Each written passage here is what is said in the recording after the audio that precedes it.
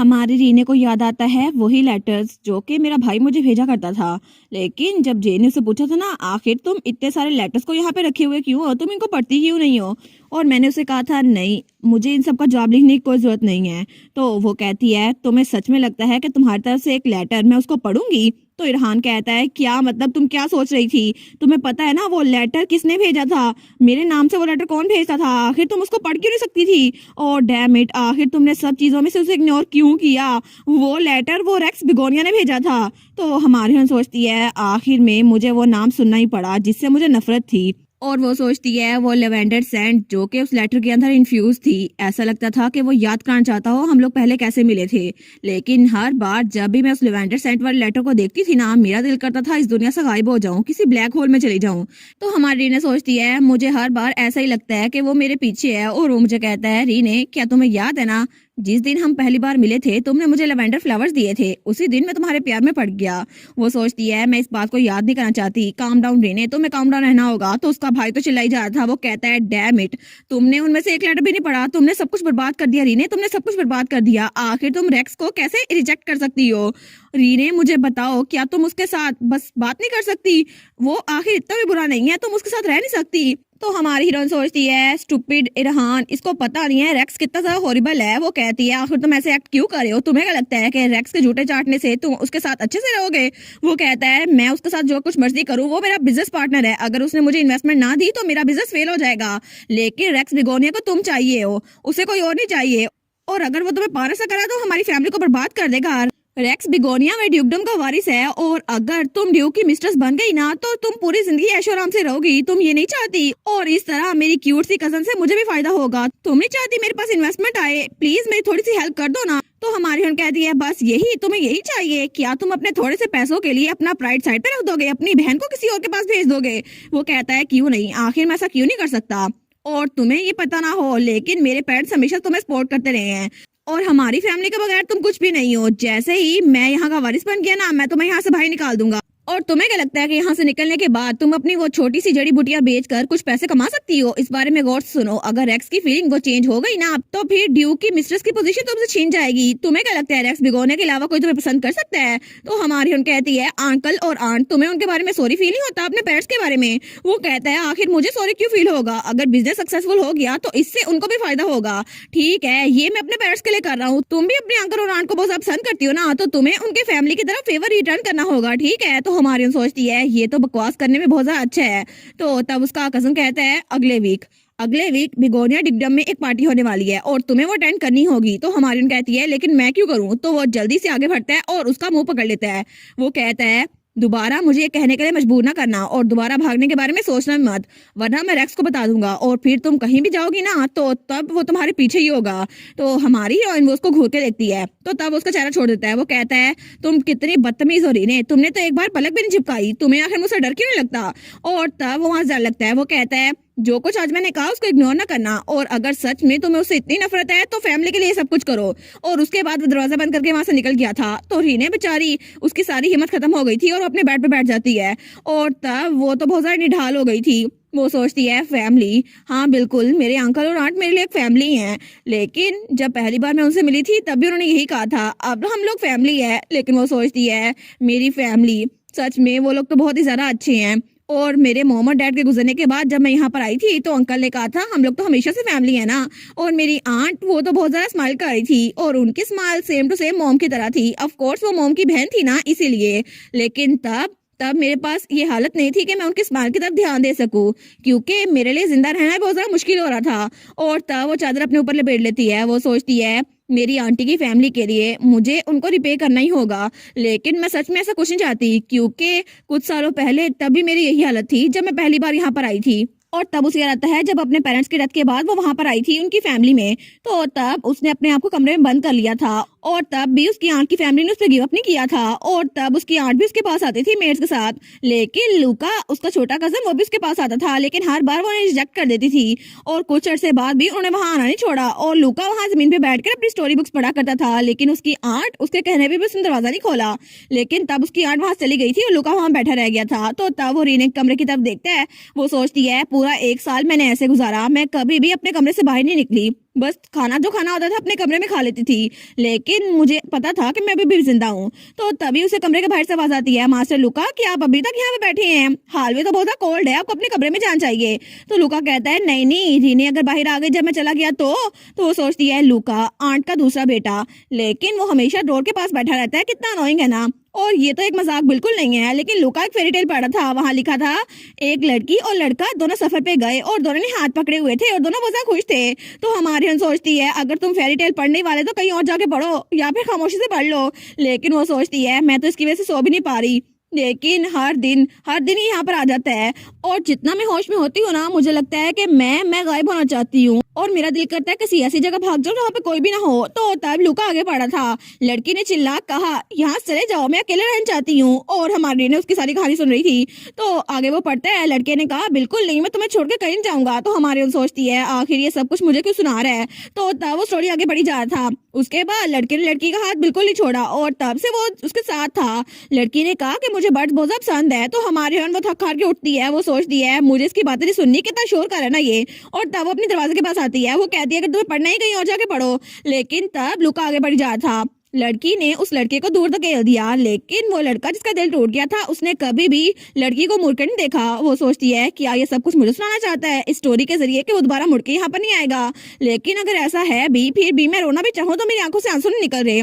आखिर क्या ये मुझे ये बताना चाहता है कि मैं गलत हूँ। और उस वक्त मुझे बहुत ज्यादा गुस्सा आ रहा था, लेकिन तब वो दरवाजे के हैंडल के पास पहुंचती है। वो सोचती है ये सारी की सारी कहानी सिर्फ मेरे लिए सुना रहा है क्योंकि मैं अपने कमरे में पूरे 1 साल से बंद हूँ। क्या इसको लगता है मैं पेथेटिक हूँ? लेकिन ऐसा तो नहीं कि हमेशा से इसी कमरे में बंद थी। तो तब वो हैंडल खोलने लगती है, लेकिन तभी वो रुक जाती है। वो सोचती है बिल्कुल नहीं, मुझे अपने कमरे में सिर्फ अकेला रहना है। आखिर कौन ही मेरे साथ बात करना चाहता होगा। लेकिन अगर अगर मैं बाहर जाऊं तो मेरे मोम और डैड तो वहां पे नहीं होगे ना, तो क्या फायदा बाहर जाने का। तो लुका वो फिर से अगले दिन आ गया था। वो कहानी पढ़ता है, उस वक्त उस लड़की ने कहा, लेकिन तभी अंदर से आवाज आती है अगर तुम ऐसे शोर करने ही वाले हो ना तो इससे अच्छा है हर्बल मेडिसिन की बुक पढ़ो, एक फेरी टेल के अलावा।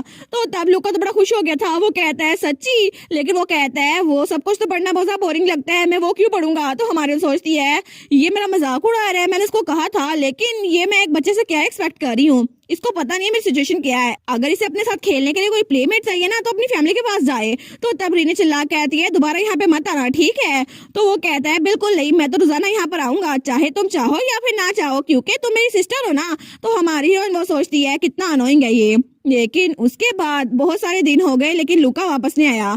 वो सोचती है फाइनली मुझे पीस मिल गया, लेकिन थोड़ा अजीब लग रहा था। मुझे लगता है शायद उसके अल्फाज मेरे दिमाग में चिपक गए थे कि वो रोजाना आया करेगा, लेकिन मैं एक्सपेक्ट क्या कर रही थी, वो एक झूठ होगा, है ना। और इसी तरह उसका हर दिन ये सोचते गुजर जाता था कि वो यहाँ पर नहीं आएगा क्योंकि मैंने उसको मना कर दिया था। और आखिर में वो अपने आप को ही ब्लेम कर रही थी और उसकी पास सेल्फ उसी को ब्लेम कर रही थी। रीने तुमने उसे दूर धकेला और इसी वजह से वो यहाँ पर नहीं आएगा, आखिर को तुम्हारे पास क्यों रहना चाहेगा। और झूठा लुका रही, झूठी तुम थी रीने।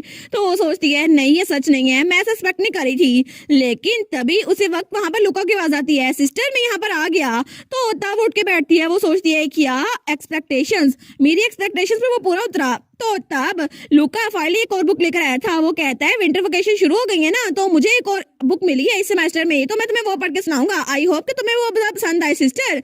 लेकिन वो सोचती है मेरी एक्सपेक्टेशन, मैंने पूरी कोशिश की थी कि मेरी उम्मीद वो पूरा ना उतरे, लेकिन वो इसलिए डिसअपीयर नहीं हुआ था, जो कुछ मैंने कहा था वो वापस अकेडमी चला गया था। वो सोचती है थैंक गुडनेस वो मुझे छोड़ के नहीं गया। लेकिन तब उसे लुका बहुत अच्छा लगने लग गया था और इस तरह पूरी विंटर वेकेशन में लुका उसके साथ ही रहा था और उसको कहानियां पढ़ के सुनाता रहा था। और इस तरह फाइनली आखिरकार वो दरवाजे के दूसरी तरफ बैठकर उसे कहानियां सुनती थी और इस तरह उसकी तन्हाई थोड़ी सी दूर हो रही थी। वो सोचती है मुझे बहुत ज्यादा अच्छा लगता है जब लुका यहाँ पर आता है और तब मुझे थोड़ी सी खुशी महसूस होती है। लेकिन वो सोचती है जो सारी की सारी फेरी टेल्स मुझे लुका ने पढ़ के सुनाई है ना, वो हैप्पीली एवर आफ्टर पे एंड होती है। और मेरी फैमिली भी तो ऐसे थी ना, मुझे इन स्टोरीज पे अब यकीन नहीं रहा क्योंकि मेरे मोम और डैड तो यहाँ पर है नहीं, इसलिए मुझे कोई फर्क नहीं पड़ता। लेकिन मैं समझ नहीं सकती कि लुका को ये स्टोरी इतनी पसंद क्यों है। तो तभी लुका वहाँ बैठा था, तो तभी वहाँ पर कोई आता है, वो था इरहान। वो कहता है लुका तुम यहाँ पर क्या कर रहे हो।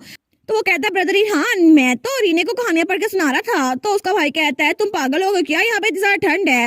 वो कहता है अच्छा ठीक है मैं ब्लैंकेट लेकर आया हूँ। तो हमारी सोचती है एक ब्लैंकेट, हाँ बिल्कुल, रूम तो बिल्कुल भी ठंडा नहीं है लेकिन बाहर हाल में तो ठंड होगी ना। तो तब लुका कहता है मैं तो सिस्टर रीने से बात कर रहा था, तो तब इरहान कहता है रीने से, लेकिन वो तो कभी किसी को रिस्पॉन्स नहीं देती। वो कहता है नहीं नहीं, वो मेरी हर बात सुनती है और उसने समर वेकेशन में मुझे एक बार रिप्लाई भी दिया था। तो इरहान कहता है सच में, तुम झूठ तो नहीं बोल रहे? वो कहता है नहीं नहीं, अगर आपको यकीन नहीं आता ना तो आप यहाँ पर बैठ जाएं, और वो हमसे नफरत नहीं करती और वो कभी भी हमसे नफरत नहीं करेगी। रीने ने कहा था उसको हर्बल मेडिसिन की बुक चाहिए, लेकिन मेरे लिए वो अल्फाज पढ़ना थोड़ा मुश्किल होता है, इसलिए मैं वो पढ़ नहीं पाया।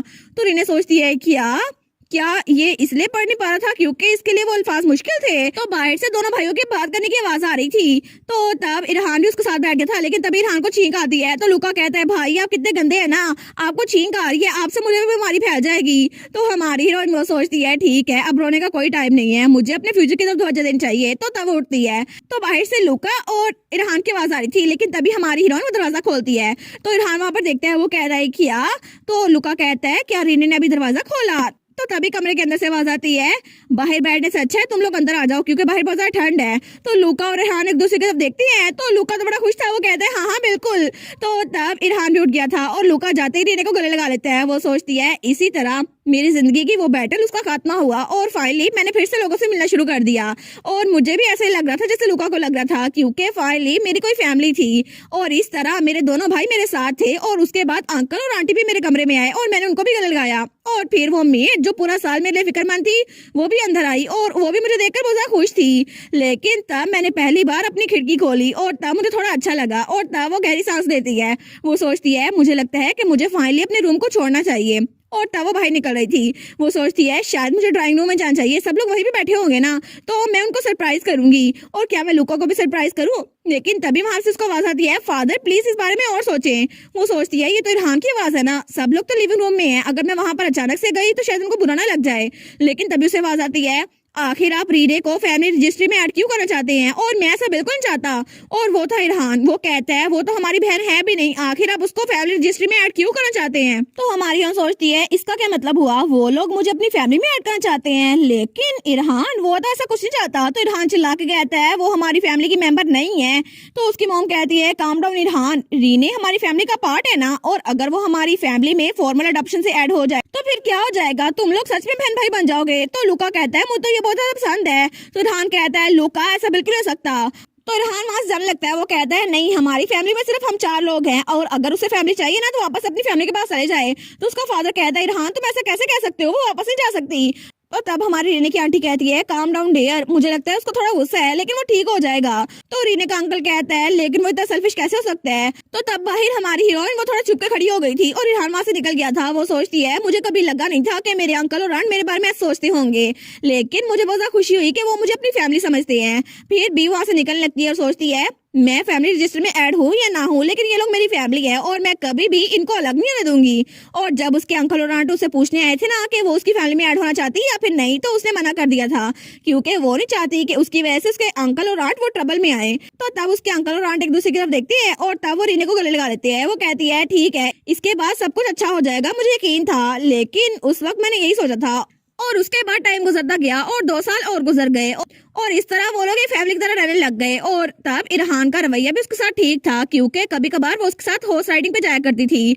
और उसके बाद उसने अपने आप को लेबोरेटरी में भी बंद किया था और बहुत सारे प्लांट्स को स्टडी भी किया था। और उसके अलावा उसकी एजुकेशन भी साथ साथ चलती जा रही थी। उसकी आंटी ने उसके लिए प्राइवेट ट्यूटर भी अरेंज किया था।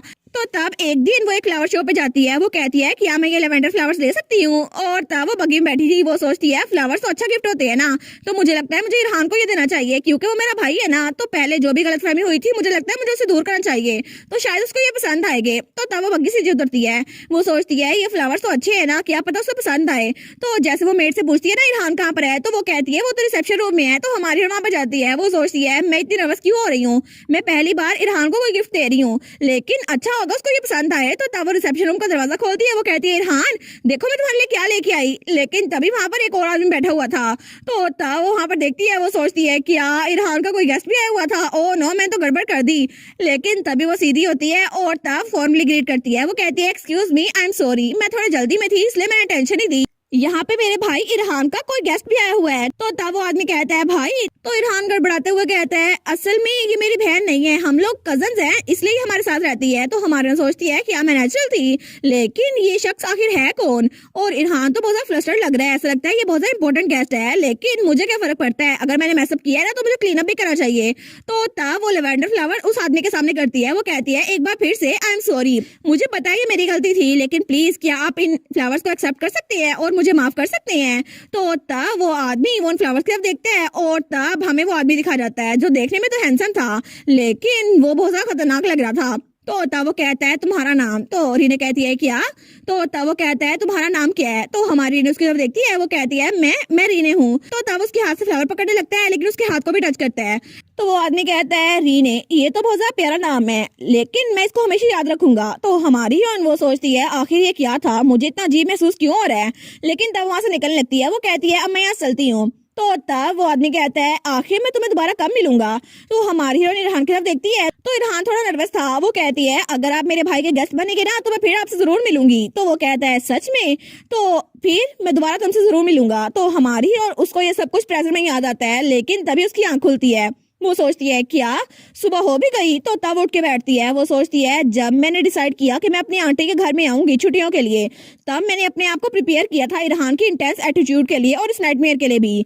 तो रेक्स बिगोनिया मेरा वर्स्ट नाइटमेयर, मुझे तुम अच्छे से याद हो और मैं कभी भी तुम्हारे पास नहीं आऊंगी। लेकिन उसके भाई ने कहा था अगर तुम सच में चाहती हो कि हमारी फैमिली के लिए कुछ अच्छा हो तो रेक्स बिगोनिया के साथ अच्छे से रहना और उसकी पार्टी को अटेंड करना। तो तब वो अपना सर पकड़ लेती है। वो सोचती है इरहान तुम इडियट, क्या इसके अलावा कोई और तरीका नहीं है पैसे लेने का, क्या इन्वेस्टमेंट ही आखिरी तरीका रह गया है। लेकिन वो सोचती है अगर मैं उसके ऑर्डर्स को फॉलो करती रहूं तो क्या पता मेरी बात मान जाए, लेकिन हम लोग फैमिली रजिस्ट्री में नहीं है, फिर भी आखिर वो मेरे पीछे क्यों भागता रहता है।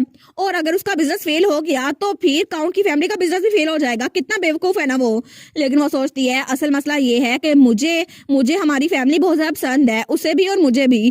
तो तब उठ के बैठती है। वो कहती है ठीक है मेरे पास कोई चॉइस नहीं है। और तब वो अपने डेस्क की तरफ जा रही थी। वो सोचती है मैं यहाँ बैठ के तमाशा नहीं देख सकती, मुझे कुछ ना कुछ करना होगा क्योंकि मेरे पास एक परफेक्ट तरीका है। और तब वो लेटर लिखना स्टार्ट करती है। वो सोचती है अगर मुझे अपनी सारी की सारी रेसिपीज भी बेचनी पड़े ना, फिर भी मैं कुछ करूंगी ताकि मुझे सब कुछ झेलना ना पड़े। और तब अगले हफ्ते उसने लेटर लिखकर जेन को बुलाया था। तो जेन वहाँ पे बहुत सारे ड्रेसेस लेकर आई थी। वो कहती है तुम्हें कौन सा पसंद है, ये देख लो वो देख लो। तो उसकी मेट भी साथ थी। तो रीने कहती है काम डाउन। तो दोनों कहती हैं मिस आपको कौन सा प्रेफर है। तो जेन कहती है रेड, मेट कहती है ब्लू, दूसरी कहती है लेवेंडर, लेकिन डीप ग्रीन के बारे में क्या ख्याल है। तो जेन तो उसके हेयर स्टाइल बनाई जा रही थी। वो कहती है फाइनली रीने मैं तुम्हें ड्रेसअप कर सकती हूँ, मुझे एक चांस तो दो। तो हमारी उन कहती है जेन काम डाउन। लेकिन तभी लुका बाहर खड़ा था। वो कहता है ऐसा लगता है रीने की दोस्त यहाँ पर आई है, मैं उससे जाकर हेलो बोलना चाहता हूँ, लेकिन वो लोग तो तैयार हो रही हैं और कितनी ज्यादा जिद्दी लग रही है ना। तो इरहान सोचता है मैं तो ऐसे फिक्रमंद हो रहा था कि वो मेरी बात नहीं सुनेगी और फिर से भाग जाएगी, लेकिन अच्छा हुआ वो पार्टी के लिए रेडी हो रही है। तो तब वहां से निकल लगता है। वो कहता है मैं रात को लेट आऊंगा। तो तब उसकी मॉम कहती है तुम कहाँ जा रहे हो पार्टी में, लेकिन तुम जल्दी निकल रहे हो। वो कहता है हाँ मुझे जल्दी जाना होगा। तो पीछे से लुका कहता है मॉम मैं तो बोर हो रहा हूँ। तो तब इरहान सोचता है सच में मेरी ब्लैकमेलिंग काम आ गई, अब वो सच में रेक्स बिगोनिया की पार्टी में जाने वाली है। रीने अच्छा काम किया तुमने, ऐसे मेरी बात मानते रहो और तुम उस रेक्स बिगोनिया की मिस्ट्रेस बन जाओगी। लेकिन तब दूसरी तरफ हमें हांस दिखा रहता है जिसके साथ कोई था। वो कहता है लॉर्ड हांस क्या ये सच है। तो हांस कहता है क्या। तो वो कहता है आप सच में एक लड़की के साथ पार्टी में जाने वाले हैं, लेकिन कहीं आपको कोई स्कैम लेटर तो नहीं मिला और रोमांस से बिहेवियर रहेगा। तो वो कहता है हाँ मैं काम के लिए जा रहा हूँ, काम के लिए। वो कहता है ऐसा लगता तो है, लेकिन आपको इन्विटेशन मिला है, लेकिन यहाँ पे तो कैरी भी है ना। तो हांस को कहता है ठीक है मैं चलता हूँ। वो कहता है रीने hello, thank you so much मेरे साथ आने के लिए। लेकिन तभी वहां पर देखते हैं तो वहां पे जेन भी बैठी हुई थी। तो तब बेचारा हांस वो तो ब्लश करने लग गया था। तो तब उसका साथी उसको अंदर से लेता है। वो कहता है जल्दी करे ना अंदर जाए। वो कहता है एक मिनट रुको सही। तो तब वहां जेन बैठी हुई थी। वो कहती है आराम से सुनो कॉन्टिनेंटली उनको स्वीट बहुत ज्यादा पसंद है और उनको एंटी स्वेट प्रोडक्ट बेचना होगा हमें, ठीक है, और उसके लिए हमें पहले प्लानिंग करनी होगी और तुम्हें बैरन कैंडिस थोड़ा कोशिश करना होगा। उनको गॉसिप करना बहुत ज्यादा पसंद है, लेकिन उन पे बैड इंप्रेशन ना छोड़ना। लेकिन हांस बेचारा वो तो ब्लश किए जा रहा था और उसके सर से धुआं निकली जा रहा था क्योंकि वो जेन अपनी क्रश के साथ बैठा था। तो जेन कहती है काउंटेस रोमांटा उनके कॉस्मेटिक का नेटवर्क है तो हमें उनके साथ भी रिलेशनशिप बनाना होगा। तो हमारी उन कहती है हांस क्या तुम सुन भी रहे हो? वो कहता है हाँ मैं सुन रहा हूँ, लेकिन पता नहीं गर्मी क्यों बढ़ती जा रही है। तो हमारी रीने कहती है तुमने खुद ही तो कहा था कि सोशल सर्कल में तुम पहली बार जा रहे हो, इसलिए मैं तुम्हारे लिए एक टीचर लेके आई हूँ और जरा अच्छे से सीखो कि बिजनेस कैसे करते हैं। वो कहता है ठीक है, और तुमने जेन को मुझसे इंट्रोड्यूस करवाया? तो जेन कहती है अरे हाँ, यहाँ पे वाइकाउंट अर्तमायर का भी जिक्र है जो कि इनविटेशन लिस्ट में है, और वो तो ड्यूक लिसांटियस के वैसल हैं, ऐसा लगता है कि उनको भी इसमें इंटरेस्ट होगा। तो हमारी सोचती है ड्यूक लिसांटियस? तो तब हांस कहता है अरे वो वायलेंट बार्ड आदमी जो कि गंजा है। तो जेन कहती है हाँ वायलेंट बार्ड आदमी। तो हमारी सोचती है वायलेंट, बहुत ज्यादा गुस्सा करते हैं, लेकिन वो गंजे भी है, तुम लोग क्या बात कर रहे हो? तो तब हांस कहता है मैंने सुना था कि वो एक रेस्टोरेंट में गए थे जहाँ पे शेफ को उन्होंने मार मार कर भगा दिया था क्योंकि वहाँ पे उन्होंने कुछ गलती कर दी थी। तो हमारी कहती है लेकिन उन्होंने ऐसा क्यों किया था? तो जेन कहती है क्योंकि उनके खाने में एक बाल था, लेकिन शेफ ने कहा मे भी कस्टमर का खुद का बाल हो, लेकिन मसला ये है कि ड्यूक लिसांटियस के सर में बाल ही नहीं है। तो हमारी सोचती है क्या ये कैसी रूमर फैली हुई है, लेकिन वो कहती है चाहे कुछ भी हो जाए, अब किसी को मारना ये तो बिल्कुल भी जस्टिफाई नहीं किया जा सकता। तो तब जेन कहती है लेकिन शेफ तो कॉमनर था ना, इसीलिए जस्टिफाई किया जा सकता है क्योंकि वो एक नोबल है। तो तब हांस कहता है और इसके अलावा रूमर्स ये भी है कि लिसांटियस थोड़े बहुत ड्रामने भी हैं। तो जेन उसको घूर के देखती है, वो कहता है उप्स। तो हमारी कहती है रूमर्स तो हमेशा ऐसे ही फैलती है, लेकिन मुझे रूमर्स की फिक्र नहीं है। वो सोचती है एनीवेज कार्सियोन के बारे में भी तो ऐसी रूमर्स फैली हुई थी, लेकिन जैसे मैं ग्रेजुएट हो जाऊंगी ना तो मैं कार्सियोन से दोबारा नहीं मिलूंगी, इसलिए मुझे फिक्र करने की जरूरत नहीं है। तो तब वो लोग उस पार्टी में पहुंच चुके थे, तो जेन भी वहां उतरती है और हांस भी, लेकिन हमारी और वो सामने देखती है, तभी उसे किसी लड़की की आवाज आती है एक पार्टी बिगोनिया फैमिली में होस्ट की थी, तो वो थोड़ा डर जाती है। तो तब वो पीछे वाली लड़की कहती है कितना अच्छा होता ना अगर वो लोग हमें इस पार्टी में बुलाते, लेकिन वो पार्टी तो यहाँ से बहुत ज्यादा दूर है और वहाँ पे सिर्फ कुछ लोगों को इन्विटेशन मिलता है और हम लोग यहाँ पे एंजॉय करेंगे। तो हमारे सोचती है हाँ बिल्कुल, ये बिगोनिया पार्टी हाल नहीं है, इसलिए मैं रिलैक्स कर सकती हूँ। इरहान मेरा इंतजार कर रहा होगा किसी और हालवे में, लेकिन मैं तो यहाँ पर हूँ ना, और वो कभी भी यहाँ पर नहीं आ सकता। और तभी वो अंदर दाखिल होती है, लेकिन वहां पर बहुत सारे लोग खड़े थे। उनमें से कुछ लड़कियां कहती है देखो सही वहां पर वो यंग मैन जो अभी यहाँ पर आया है कितना हैंडसम है ना। तो दूसरी कहती है हाँ बिल्कुल, पार्टीज में तो यंग लोग हमेशा शाइन करते हैं, और देखो वो कितना यंग है ना और कितनी ग्रेस के साथ वॉक करता है, पता नहीं वो किस नोबल फैमिली से होगा। लेकिन तभी वहां पे एंट्री होती है हमारी रीने की, और वो तो बहुत ज्यादा प्यारी लग रही थी। तो तब उनमें से कोई कहता है देखो सही इस यंग लेडी का कोई मेल स्कॉट नहीं है, कितना बुरा हुआ ना कि यहाँ पर अकेली आई है। तो जेन कहती है हाँ वहां पर देखो वो देखो काउंट नेटली खड़े हैं। तो तब वो कहते हैं अच्छा इनके चेहरे के नीचे एक मोल है ना इनके लिप्स के पास, ये वही होंगे, तो मैं अभी उनके पास होकर आता हूँ, उनको व्हाइट वाइन पसंद है ना। तो जेन कहती है हाँ लेकिन तुम्हें याद था, मुझे लगा तुम बात ही सुन रहे हो। वो कहता है नहीं मैं सुन रहा था, और तब वो आगे बड़ा ऑकवर्ड होकर चल रहा था। तो हमारे सोचती है इसको देखो सही, मैं तो कभी इन दोनों को सेपरेट करने की कोशिश करी थी, लेकिन पता नहीं फ्यूचर में क्या चलेगा। लेकिन हाँ क्या तुम भी बेवकूफ हो, तुम्हें तो पहले जेन से डांस का पूछना चाहिए था। तो हमारी हम जेन के पास आती है, वो कहती है जेन तुम डांस नहीं करोगी? वो कहती है मैं, लेकिन मुझे लगता है कि मुझसे ज्यादा तुम्हें डांस के लिए कंसीडर करना चाहिए। तो हमारी हीरोइन कहती है मैं, लेकिन क्यों? तो जेन हंसते हुए कहती है मुझे लगता तुम्हें अभी तक आइडिया है यहाँ पर कौन आया है। वो कहती है क्या मतलब कौन आया है? तो वो कहती है अपने पीछे तो देखो। तो हमारी पीछे मुड़कर देखती है, वो कहती है मेरे पीछे, लेकिन जैसे ही वहां पर देखती है ना वो तो बिल्कुल शॉक हो गई थी, क्योंकि वहां पर पिंक हेयर वाला एक लड़का खड़ा हुआ था, और गैस व्हाट वो कौन था? वो था हमारा कार्सियोन, जो कि इस अटायर में बहुत ज्यादा हैंडसम लग रहा था और उसका हेयर स्टाइल भी बहुत ज्यादा प्यारा था। तो वो कहती है कार्सियोन तो ब्लश किया जा रहा था। वो कहता है रीने सच में ये तुम हो? तो हमारे यहाँ सोचती है इसको देखो सही, हाँ से पहले ऐसे ही हकला रहा था जब उसने जेन को देखा था, और इसको भी देखो ये मेरी तरफ देखकर ऐसे ही हकला रहा है, लेकिन मैं भी सरप्राइज हूँ। कार्सियोन वो पहली बार मुझसे पार्टी में मिला है, लेकिन अकेडमी के बाहर हम लोग पहली बार ऐसे मिल रहे हैं कोइंसिडेंटली। तो तब कार्सियोन शौक होकर उसको दिखी जा रहा था। तो हमारे यहाँ सोचती है कार्सियोन तो इतना गुड लुकिंग है, मैं सरप्राइज होने भूल गई। और तभी वहां पर म्यूजिक प्ले होता है। वो कहती है ऐसा लगता है कि मेरा फेवरेट सॉन्ग प्ले हो रहा है, क्या तुम ये वाला डांस मेरे साथ करने का ऑनर मुझे बख्शोगे? तो तब कार्सियोन उसके देखते हैं, वो तो ब्लश किया जा रहा था, लेकिन तभी वो अपना सर पकड़ता है, वो सोचता है कि ये ख्वाब नहीं है ना। तो तब उसका हाथ पकड़ लेता है, वो कहता है ऑफ कोर्स ये मेरा ऑनर होगा माय लेडी। और तब वो लोग डांस फ्लोर पर आ गए थे, और कितना अच्छा कपल लग रहा था उनका। और तब रीने का ड्रेस वो कार्सियोन के बालों की तरह था, और हमारे कार्सियोन का ड्रेस वो रीने के बालों की तरह था, और दोनों की मैचिंग कितनी जरा औसम लग रही थी ना। तो हमारी हीरोइन सोचती है मेरे इर्द गिर्द बहुत ज़रा अच्छा फर्नीचर है और डेकोरेशन भी बहुत ज़्यादा अच्छी है, इसके अलावा ये स्पार्कलिंग डांस फ्लोर और लोगों की नजरें वो भी हम पर है, लेकिन मेरे सामने जो चेहरा है ना वो तो ब्लश कर रहा है, और उसके चेहरे पे जो एक्सप्रेशन है मुझे देखकर बहुत ज़्यादा अच्छा लग रहा है। हालांकि मुझे लगा था कि ये इमोशंस मैं भूल जाऊंगी जैसे ग्रेजुएट होंगी, लेकिन अभी के लिए फ्यूचर को छोड़ के मैं अभी के मोमेंट में जीना चाहती हूँ। और तब वहाँ पर म्यूजिशियन म्यूजिक प्ले कर रहे थे, तो तब वो सोचती है कार्सियों तो जितना मैंने सोचा था ना उससे भी ज्यादा स्किल्ड निकला, और तब वो बहुत स्मूथली डांस कर रहे थे, और तब कार्सियोन उसका चेहरा तो रेड था। वो सोचती है यहाँ पर हर कोई बिल्कुल नेचुरल है और कार्सियोन तो मुझसे भी ज्यादा नेचुरल है, और तभी वो उसको ऊपर उठाता है। तो हमारे सोचती है अब मैं समझ सकती हूँ कार्सियोन तो इस सबके साथ बहुत ज्यादा फेमिलियर होगा ना, क्योंकि वो ड्यूक का बेटा है, उसने पता नहीं कितने लड़कियों के साथ डांस किया होगा। लेकिन कार्सियोन बेचारा वो तो शौक हो गया था। वो सोचता है मैंने इतनी प्रैक्टिस की थी रीने के साथ डांस करने की, लेकिन हमारी रीने वो सोचती है जब मैं अकेडमी में डांस कर रही थी ना तब भी साइमन जो कि मेरा डांस पार्टनर था वो बहुत ज्यादा ऑकवर्ड लग रहा था, लेकिन क्लास के बाद जब मैं उसके पास गई तो वो और भी ज्यादा ऑकवर्ड था। ऐसा लग रहा था जैसे वो मुझे पहली बार देख रहा है, इसलिए मैंने उससे बात ही नहीं की। लेकिन इस वक्त भी ये मेरे साथ डांस कर रहा है और कार्सियोन तो बिल्कुल एक्सेप्शनल है, वो तो हर चीज में इतना अच्छा है। तो तब वो कहती है तुम तो बहुत अच्छे से डांस करते हो, क्या तुम्हें पार्टीज बहुत ज्यादा पसंद है?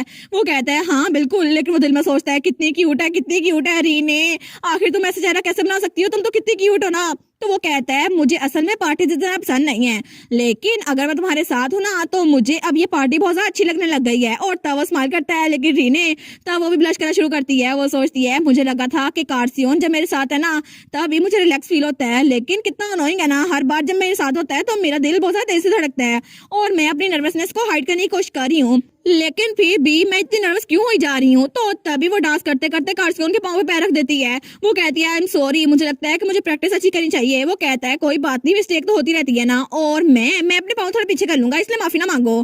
तो तब हमारी रीना उसको देखती है, वो सोचती है ये कितना अच्छा है ना काम करने में, लेकिन वो उसको देखती है और कहती है आखिर मुझे क्यों ऐसा लग रहा है कि तुम डांस करने में बहुत ज्यादा अच्छे हो, क्या तुम्हारे पहले भी पार्टनर्स रह चुके हैं? वो कहता है कि यार नहीं ऐसा कुछ भी नहीं है। तो हमारी रीना कहती है लोग इतने परफेक्ट नहीं हो सकते, क्या तुम सच में मुझसे झूठ बोलोगे? वो कहता है मैंने कभी भी रीना से झूठ नहीं बोला। तो हमारी उन कहती है क्या सच में तुम इतने परफेक्ट हो? वो सोचती है मुझे पता था पूरी एकेडमी में ये टॉप करता है इसलिए हर चीज में परफेक्ट होगा, लेकिन सच में ऐसी कोई चीज नहीं है जो इसमें ना हो।